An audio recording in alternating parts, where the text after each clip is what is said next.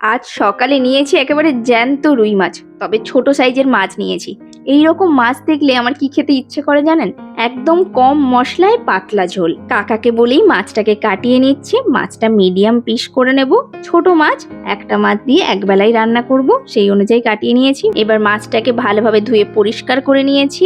নুন, হলুদ গুঁড়ো দিয়ে এখন ভালো করে এটাকে ম্যারিনেট করে নেব।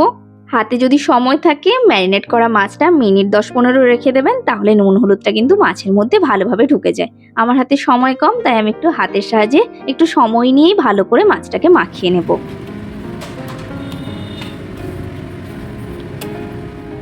এবার দিলাম কড়াইতে বেশ কিছুটা সর্ষের তেল। সর্ষের তেলটা ভালোভাবে গরম করব, তারপরে মাছগুলো এক এক করে দিয়ে দেব।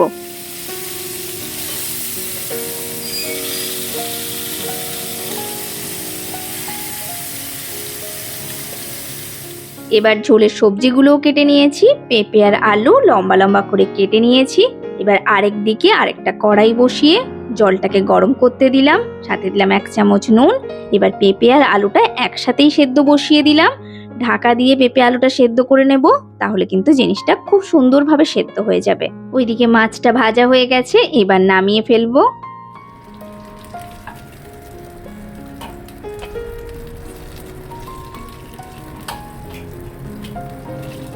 পেঁপে আর আলুটা সেদ্ধ হতে হতে এবার মশলাটা করে ফেলি। 1 চামচ জিরের সাথে হাফ চামচেরও কম আদা দিয়ে ভালো করে কিন্তু এটাকে পেস্ট বানিয়ে নেব।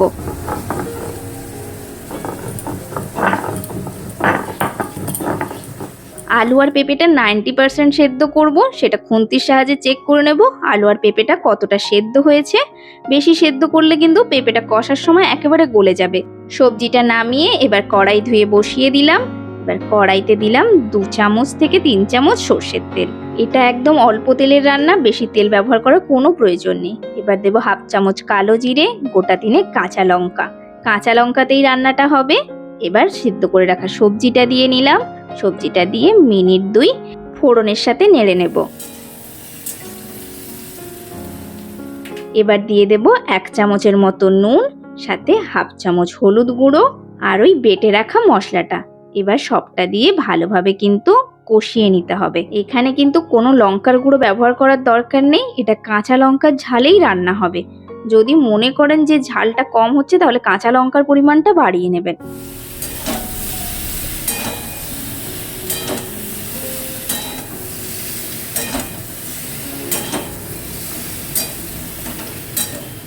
একটু সময় নিয়ে সমস্ত মশলাটা কষিয়ে নিয়েছি, যতক্ষণ না আদার কাঁচা গন্ধটা যাচ্ছে। তারপরে দিয়ে দেব বেশ কিছুটা জল। এটা বলেছি একেবারে পাতলা ঝোল হবে, সেই অনুযায়ী জল দেব। জলটা দিয়ে এবার সমস্ত মশলাটা জলের সাথে মিশিয়ে নেব। এইবার জল অনুযায়ী কিন্তু নুনটা দিয়ে নেব। নুনটা প্রথমে কমই দিয়েছিলাম আমি, এই সময় টেস্ট অনুযায়ী নুনটা দিয়ে নিয়েছি, আরো কয়েকটা কাঁচা লঙ্কা দিলাম।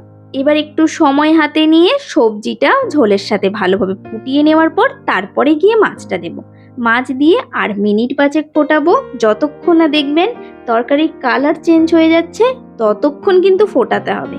এটার স্বাদটা পুরোটাই ওই ফোটানোর উপর ডিপেন্ড করবে। গ্যাসের ফ্লেম লো করবেন না, এটা হাই ফ্লেমেই কিন্তু ফুটবে। হাই ফ্লেমে ফুটতে ফুটতে দেখবেন কালারটা একেবারে বদলে গেছে। এই যে এই রকম যখন একটা কালার চলে আসবে, বুঝবেন রান্না হয়ে গেছে। এবার উপর থেকে একটু ভাজা জিরের গুঁড়ো ছড়িয়ে দিন, দিয়ে নামিয়ে ফেলুন। তাহলেই একদম হেলদি একটা মাছের ঝোল রেডি। বাচ্চা থেকে বড় প্রত্যেকেই খেতে পারেন। ইনফ্যাক্ট যারা ডায়েট করছেন তারাও কিন্তু এই ঝোলটা খেতে পারেন।